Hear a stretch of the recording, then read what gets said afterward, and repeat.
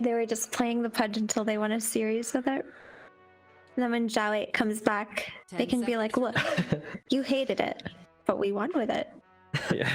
If they can beat any of the teams that are going to TI with Pudge in a series, then sure, they can make that. If not, you'll probably hear a very different conversation with Zhao 8. Yeah, but in typical LGD fashion, they pick Pudge in game 1 of every series. If they lose, they bench it, and they're like, okay, we'll work on it later. LGD so respect the void. This is the real deal then. I do. That means LGD. Listen, every team has banned it so far. That means LGD is going for it. They're going to try hard. And RNG preemptively. The first pick Timber in preparation for the Pudge, or to dissuade the Pudge pick. Oh, they take the Shadow Demon. We'll take the Shadow Demon. Oh, yeah, boy. They got baited. Happy. I'm so happy to see a Pudge. They got baited there. I mean, you say this, but you know, Timbersaw is one of the most contested heroes of the tournament, right? No, they got baited into picking Timbersaw against a Luna lane. No, listen, they were expecting. No, hear me out. They were expecting the Pudge pick like every game 1 of an LGD game. So they pick up the Timbersaw. LGD are like, whatever. We have a plan for this. We're just gonna go Luna and we're gonna laugh at your Timbersaw. I thought we were gonna go Pudge. No, we're not. The mind games, really. The mind games. And now they got the Brewmaster here. And last time I remember Red Panda playing Brew against Luna. I think his last Brew game was a win actually versus Luna. But I remember which game you're talking about. Yeah, okay, one other Luna versus Brew game. I saw him get 2-shotted as soon as he exactly, yeah. So that's what I wanted to say. So 5 Brew can be very good, but if you fall behind and your team falls behind and you're playing against this very farmed Luna, your Brewlings will die in 3 hits. Like they will be dead. Luna can destroy them. So that's the issue when you are picking this 5 Brew into Luna. However, if your team is ahead and you are having a good game, you don't have to be concerned about that as much. So obviously it depends, you know. These are the fastest bans. They're just like flying through right now. RNG just banning out all the offlaners because they've already taken the Timber, so they have no need to think about like banning their own offlaners. LGD Invoker, you know, you don't want to give D-Stones Invoker. That surprises me a bit. Or they did not first phase Invoker for D-Stones. Yeah. He still has his Templar Assassin available if he wants to play that. I don't think TA is bad against Luna, guys. I think it's actually pretty legit as long as you don't have your teammates bouncing glaives between you. Get away from me, teammates. Yeah, but you can like, you know, kill Luna with your TA. They're also the ones who ran the TA Chaos Knight against the Luna, if you remember. Yeah. In the other series, and they were able to 2-shot the Luna. Like she lost so much armor between the Reality Rift and then the hit from the TA. Radiant team pick. So we're about to see if they're gonna get that D-Stones TA. There's not much to say about Shadow Demon and Luna that we haven't talked about before. Like one of the greatest combos in Dota, the disruption on Luna creates more Luna illusions. It's good for sieging, it's good for team fighting, it's good for if Shadow Demon needs a little bit of extra farm. And be in front for you.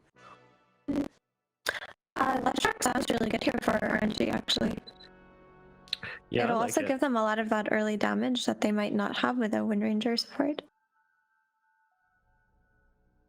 I think PSG LGD are in dire need of some kind of gap close on this mid hero. Sure. It has to be something that can jump on this Arc Warden, otherwise they are going to suffer. They really are. So I guess that leaves them with Void Spirit potentially, Ember Spirit potentially as well. That's why I like the Void Spirit the most in this situation. I think you just want something very solid, who can pair up with the Lion and have very low cooldowns. Ember is like, I feel Ember needs a bit more farm. Would you agree? Definitely, as a hero. He does need a bit more farm. Like, yeah, I think Tide and Luna are going to be soaking up a lot on this map. You just want Nothing to Say to play something that is it's not so farm intensive. I guess there's also the potential of a Nothing to Say Magnus. I do like Void Spirit a lot more than Magnus here, but I know that that's the kind of hero that nothing to say loves to play, but that's what I'm gonna go for between those two heroes. Do they get the last shot? Viper. That kind of fills the role that Steven was talking about, actually. Someone who can just go with his team while Arcwarden's shoving lanes, do tower damage or any kind of pressure. He is very heavy on single target with his Viper strike, but that's what they need, really. He'll fill the damage issues. They also get the break for the Tide now. So this Tide is playing against break.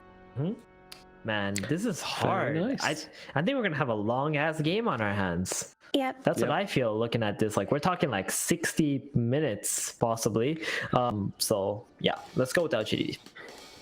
All right, I'm going for the Wait, how Viper. am I I'm going for biased, RNG. You went for the same team. You said you were biased. You literally said you were biased. Yes, but I also Never root against LGD. That's what Anyway, she the said. game That's what she is said. No, I starting. like their draft. Well, the game is starting, so turn up your volumes as we got B Cup on the mic, and now put it on mute because it's Mo Farah doing the analysis. Take it away, boys. Oh man, I'm sorry, Mo. That's all right. Endearing, right? Still endearing, Yeah, Opium? it's- Very endearing. Yeah, it's bad. It's bad. But I told you though, it's the it's just showing affection really. He just doesn't know how to show it, so 30 seconds to know. battle. it's fine. I'm really excited for this game. Who doesn't love watching a good Shadow Fiend game though, you know? It's going to be very exciting.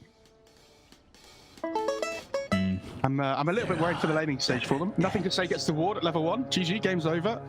Yep. Go next. Go next, so we don't have to do 60, 70 minutes like was said on the panel. I don't know why people say those things. Don't do that. I've got a good streak of 2 weeks of non-100+ minute game. So please. I really hope we get a good long game though, right? Because we haven't had any of them yet. We had a boring. 57-ish minute Yeah, game. but that's not a long game. No. When you've come from 108 minutes and 109 minutes, it's certainly not a long game at all. In the So grand Viper scheme gets- of it all. Probably both took their hands off the mouse and keyboard, because why not? You talk about how you were trying to practice your mid. Hold on. He's beyond. He's low, but so is Red Panda, taking a couple of right clicks here with her. Then to get back at you, I'm picking 3 techies, and I was just like, all right, well, this is a joy. So Red Panda has no regen to work in this lane at the moment. He's bringing a salve and a set of tangos out, but it's only just left the base. So it's going to be a long time before he can really be effective in this lane. And I don't know if you noticed, but Faith Beyond on the Titans has gone for the Helm of Iron Will first. So he's going for this Helm of Dom build, which is really interesting. It'd be cool to see what Faith Beyond can do, because he can be a very flashy player, right? So if he's able to make these cool plays with like Centaur creeps and whatever, could be really fun. Looks like Warden is not getting a lot of farm either up in this top lane. He's struggling. Hey, he's only got 8 CS at the moment. Bottom lane though, flyby. Down to about a 3rd health here. They catch the Hex out onto the Windrunner. They've got a Lucent Beam in a second. And then an Earth Spike to follow it up. Timber Chain across. And use of that stick. Good movement into the trees. Power shot. Now more harassment coming out on a flyby. Nobody dying, but they are not too starved for regen. I like that by LGD though. They want to try and pressure before the Timber hits level 3, which is the big power spike in the lane, right? So if they can at least make the most of the advantage there, would be huge. I think Lion, assuming this is going to try and pull here. Yeah, he is. And he's got it. All right. And then the X to follow that up on the Windrunner. Earth Spike, Lucent Beam, but the Windrun from Felix able to walk it away. And you have to remember at this point in the game, the Timber's down. Oh, Blair. We'll have to see. Oh, Red Panda. In a lot of trouble. 3 stacks, 4 stacks of Shadow Poison. Jinkyu will land a 5th, and there's first blood. We've seen Jinkyu play this hero quite a few times now, and he does get relatively greedy, right? I've seen him stack these big camps and stuff a lot in the top jungle when he's playing Radiant. Right. And yeah, it'd be interesting to see like how much farm he can get this game, because I feel like it's a great Shadow Demon game if he can get it. The break is fantastic on the Axe against the Viper and the Timber. Deep ward placed by Felix over here in the jungle. It's Red Panda level 3 diving the tier 1 mid. Looking at you from behind the trees. Here he comes. Jinkyu, though, comes back into the lane. It's coming over. Red Panda can't really do a lot with that, but D-Stone's diving the tier 1. Okay. Yeah, they want to force the tower with the catapult wave. This is pretty cool. And Red Panda's still peeking. I love this little line right here. And just seeing Red Panda going, you guys over there?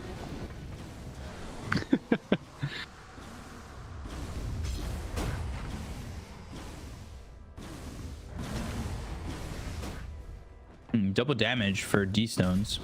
That's going to get bottled up, and they're going to smoke and head towards top. So they're going for Faith BN. Interesting. He has the Helm of Dawn creep with the Satyr Blast as well, so if he can scout here, potentially with the creep while he's hiding. I think, yeah, they know. They've scanned as well. What a move by Faith BN. Oh, power shot back, and now the Viper Strike Shackle comes in. Wow. Whether or not he knows about it, he's not going to survive with a double damage. I was really surprised he didn't just TP away, because they even hit the scan and they knew, right? Again, I don't even think they're going to be needed. Innocent's getting run down here, and eventually the Shackle will hit, but not latch. Hex, Innocent's buying time. Oh, over here now. And dead. That's pretty good for him, though. He gets a lot of XP off the creeps on the wave that are dying to the tower. So, like, yeah, it's not a great death. He's just leeching that slow XP. Because there's not a huge amount of space this game that he wants to be playing in.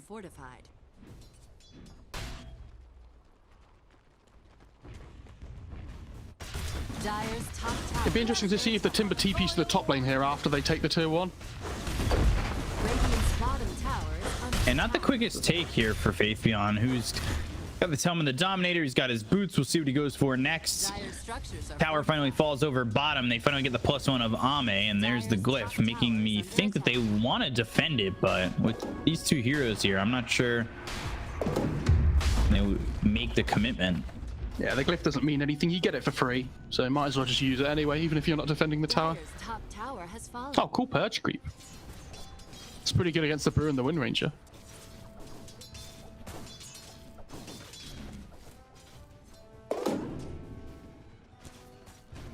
We've seen God King play Arc Warden once this tournament already, I think, haven't we? I think it was the only other Arc Warden game. Ooh. Gets the Tranquils. Easy for Innocence. He's actually almost level 6 already before the 10-minute mark, so he's doing okay. Jinkyu obviously going to be taking that tome. You see, I think he had Meteor Hammer queued up there on Jinkyu. On the Shadow Demon. That's, sure. Why not? Disruption into Meteor Hammer? I haven't seen that before.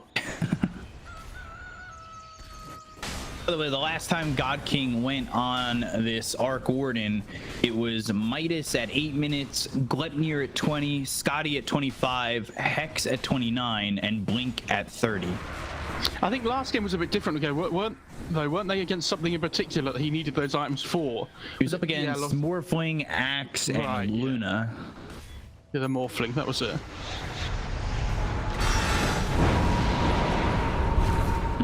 They got enough damage here. I'm not sure, but with the Requiem needing a couple shots, Shackle comes in and Flyby able to survive.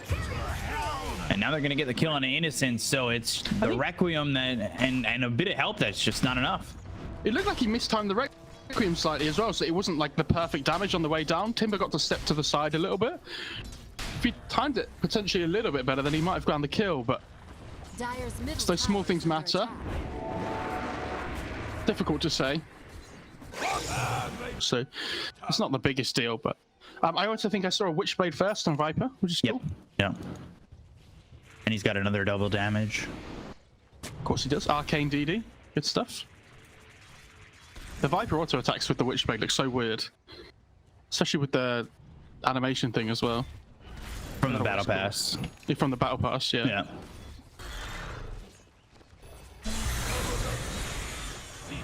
But D-Stone seems to have settled into this like farming Viper game so far. Be interesting to see when he, gets involved. Ooh, Ravage. Ravage. Coming through, and D-Stone getting though? low. I'm not sure it's going to be enough with Felix sitting over on the side. They get the cone of feet beyond. They'll end up trading D-Stones for it. Requiem down, and now they've got the Fear on the Red Panda with the Earth Spike hitting to get the cone of the Brew. Oh, he's still alive. Yules on flyby, Timber Chain deep. Ame with the stun with the Lucent Beam. Doesn't get hit by the Chakram, sidestepping this Timber, who's in pretty far now.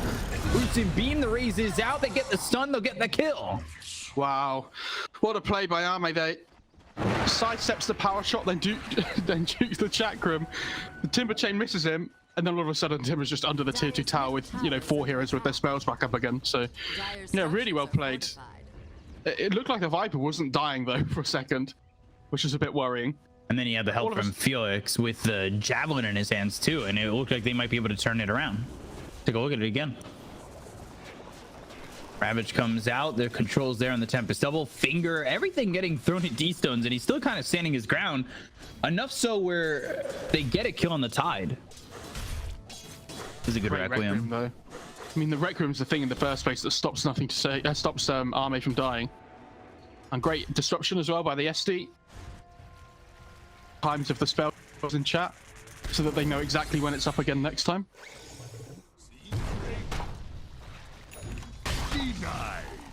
I know I always ping the clock when I can. I'm really bad at remembering that, like the Roche timing stuff as well in particular.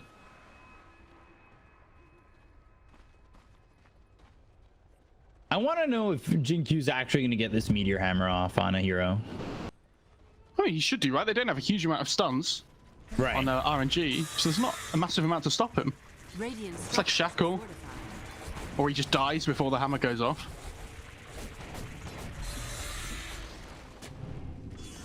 Dire's middle tower is under attack. Bye-bye might be in trouble. Great positioning from the SF and the Shadow Demon, though. Innocence is just in, though.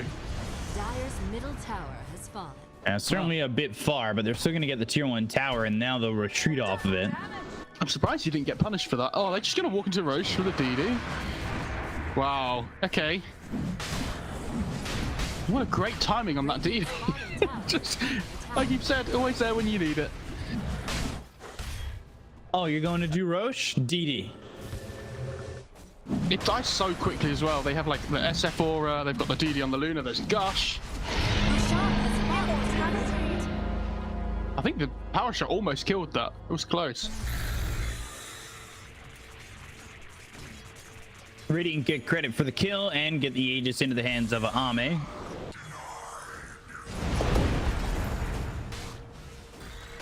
Sark Warden going Gleipnir. So, still looking for it. Wow, okay. As we all know, though, God King doesn't do the, he doesn't like the normal set of item builds. We saw Daedalus on Doom earlier. And, so Gleipnir on Arc Warden doesn't feel as wild.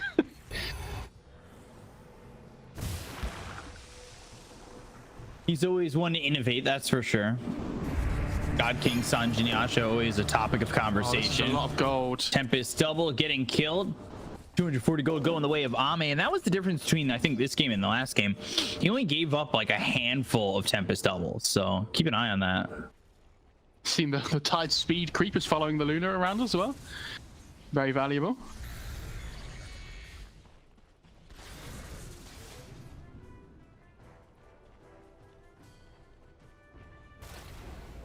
Dire's top tower is under attack. Ame moving in onto this tier 2 top.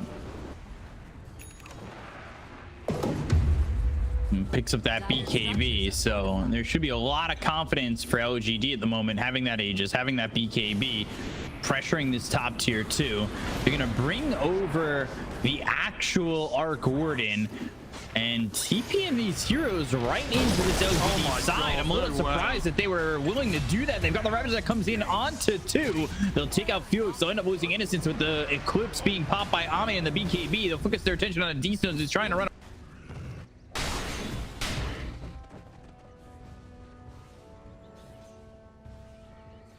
Game's starting to feel pretty much even. And the 5, not exactly the bloodbath that we've had prior to this game. Yeah, I mean, going into the late game, you have to favor the Arc Warden team, right? In RNG. Pretty good matchup against the Luna as well. You get that Skadi eventually. Obviously, the clone's really horrible to deal with. BKB, Requiem. Again, the timing's a little bit off, but they'll still get the kill on a Red Panda.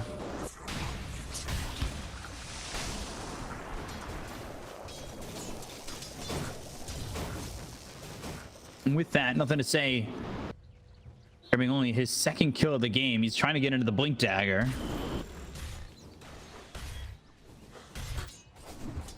Maybe he only knows the timings of the Arcane Blink one. Because he's usually so good at SF and he's so rich all the time that this peasant normal Blink. This doesn't do it for him. No. Oh, Phoenix is hanging around here. Oh. Tempest double. And now they've got the Shackle. Nothing to say. In some trouble. They've got Tide blowing the Ravage out on to 3, but Faith Beyond, he is getting quite low and will end up just dead. They'll use the Eclipse with the BKB pop by D-Stones flyby. It's a 1-for-1 trade on offliners so far, but here comes God King. There's the Gleipnir. They've got the break, and the BKB gets popped by Ame. Oh, Centaur creeps, stunning up D-Stones. Innocence there with the follow-up burst spike. They've got the raises. Do they have the damage? Yes, they do. Power shot, Shackle, all locking down. Nothing to say. They've got themselves the primal split that comes down. They get the kill on Innocence. They'll turn and look for nothing to say with the BKB being popped by the Shadow Fiend. Gleipnir once again coming out from God King. He's got the help of the Tempest double. They'll get the kill on Ame, and Jinku now. Interesting. That's pretty good though. It's not just the double ult, it's the double BKB as well. So you have 12 seconds of magic immunity instead of 6. The difference that I'm seeing between this kind of arc warding game, again, it's what I said God King did in the previous exchange, in the previous arc warding game, than the ones that took 110 minutes, is that he plays with both arc wardens. He's not afraid to get in there and fight. If you want to maximize the hero, then that's what you need to do. The high risk, high reward plays, right? Yeah, and it was a lot of players that didn't really look comfortable on the hero, that were put in a position to play the hero, that only played with the Tempest double, and not confident enough to go with both. Yeah, but it's just... And he's free to do that. Now picking up that Skadi, so he's at about the same timings as he was in that previous game too. Almost exactly on point with them. And this time he's going into the BKB. Last time he went for Hex. Yeah, I think the BKB is much better this game though, right? Against the Eclipse, against the Ravage, against the Requiem. Right. There's so much more magic burst to worry about here, so BKB an essential. You know, it's almost finished here for the Luna. Only 1,000 gold away. Just picking up that Demon Edge. Nothing to say. Still queued up on that refresher. Will pick up his first Perseverance.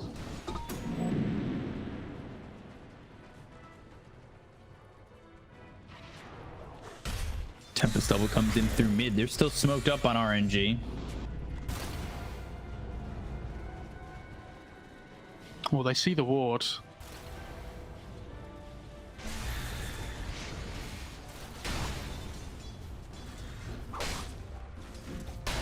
Faith Beyond, Blink, Pipe, Helm. 1,300, about 1,400 gold. Wondering if he goes for a refresher, and he'll switch up to the BKBQ.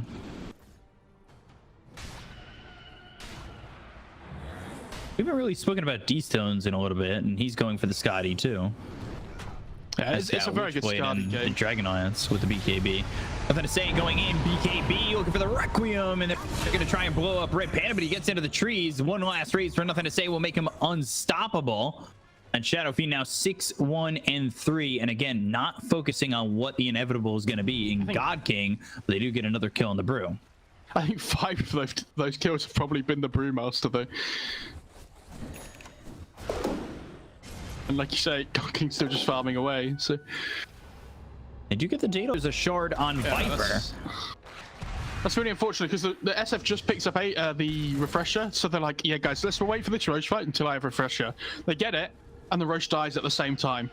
They've like missed their timings by like 15 seconds. Ooh, thought about maybe fighting, going for the high ground. They've got the button here. Now they've actually singled out Ame for a second. The Ravage comes in, but it's going to be a little bit off to the side with the BKBs being popped around the horn. They've got the refresher now popped by Shadow Fiend. Eclipse gets used, doesn't do anything. And now Ame takes too much damage and falls to Felix. So sloppy from LGD.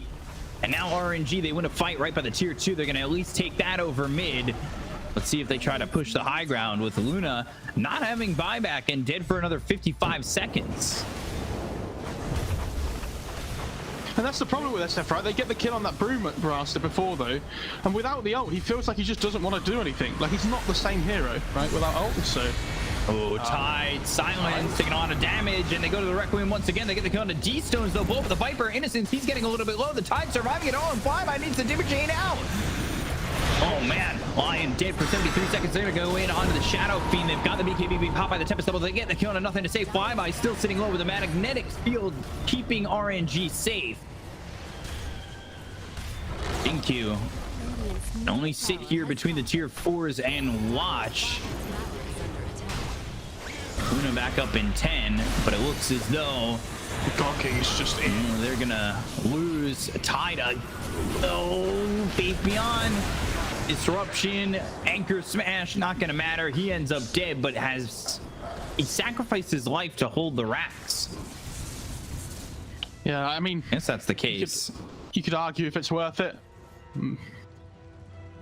Maybe, but yeah. You can see the SF just goes in. They managed to find the D-Stones Viper straight away, right? But that hero without BKB and ult just... They know there's probably a ward on the high ground though, so they're a bit hesitant to push up because they don't know where the rest of LGD are. You know, the SF could just be standing there baiting for the rest of his team. Radiant's top tower has Love this Viper shard, by the way. Really cool. I'm a big fan of it. Under attack. It's the old talent at level 25, right? Oh, here we go. Ame coming around the back. They've got the Hex onto the Timber. Now they're going to get the Requiem off. Eclipse used. They'll take a Flyby to start this off. And now they'll look over as the promise was going to be used here by Red Panda. Felix popping the BKB and going to try and put damage out on Ame. But Ame's just got too much damage. BKB gets popped by D-Stones. He's going to go the other way with God King moving forward. There's Ravage coming out from Faith Beyond. They've got the follow-up Earth Spike. Do they have the damage to get the kill on the God King? They'll take it his first life. Tempest Double trying to fight away on the Ame. Is it going to be enough? They've got the Disruption Save coming up from Jinkyu. They have the break with another Toxin down the right. Quick damage on the God King. He's only got his second life to work with. God King low, God King running, God King escaping, Faith Beyond dying. They look over now at the Tempest Double. They'll at least get that, and Red Panda still trying to move in with the Cinder Boot thrown down on the Innocence. Ame as well as nothing to say. Innocence giving up his life potentially for the greater good as they go after D-Stones. They've got the raises, but the damage is there to get the kill on nothing to say before he ends up dying himself on D-Stones. Triple kill for this Viper. 3 heroes dead on both sides. They take the Aegis out of the hands of God King. Yeah, great initiation. They find the Timber, kill him off straight away. The one that surprised me that got away was Red Panda but 2 of his broodlings died almost straight away. And then there was just this little Storm Panda running around, which meant that because they didn't finish off the Storm Panda, he comes back on his main hero as well and allows them to help finish off the SF. Great fight though. I mean, they finally... It looks like they're going to kill God King, right? And you're like, oh my god, this is it. This is the moment in the game. And he just casually walks away 50 on like health. 1 HP. Yeah. Ags though for the Shadow Demon. That's going to be 3 demonic purges. Could be massive in these fights. Yeah, and like we talked about earlier on in the game, the Axe is huge. For this Viper and the Timber, obviously the break really good against both of them, even the Wind Ranger as well. Basically becomes this like range creep that attacks really good. And force something, but now they're going to go in with the Requiem. They look over at Red Panda. They should be able to get the kill, at least on a 1. The silence hits on Innocence. Timber chain across with the Tempest Double doing the damage out on the Faith Beyond. He's trying to get away. He's inside the magnetic field. He throws out the Ravage, but will they have the damage? They've got no Luna for another 20 seconds with the BKB being popped by nothing to say. They get the kill on the Faith Beyond, and Flyby's going to force back nothing to say. His BKB is running out in just a sec.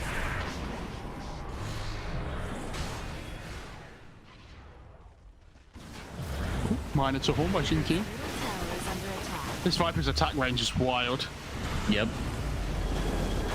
No Ravage for 37 seconds. I'm not sure how they're going to fight this. They're going to at least lose their tier 4s. The AM just gets popped on this Timber. They're going to go to the Primal Split immediately, and he's got himself that Axe, and Felix is going to pop that BKB, go after Ame. Ame trying to run, but the BKB's on cooldown. They've got the Disruption to try and save him, but he has got no chance in surviving. He'll throw down the Eclipse. It's not going to be enough, and now they'll look towards the back. They've got themselves the Rec Room. They get the kill on the field. They will convert Flyby. He's going to be broken here by the Demonic Burst coming up from the Shadow Demon, but the damage on a Nothing to Say. They'll get the kill on a Nothing to Say. They'll take out Flyby. GG's going to be called by LGD, and RNG will take game 1.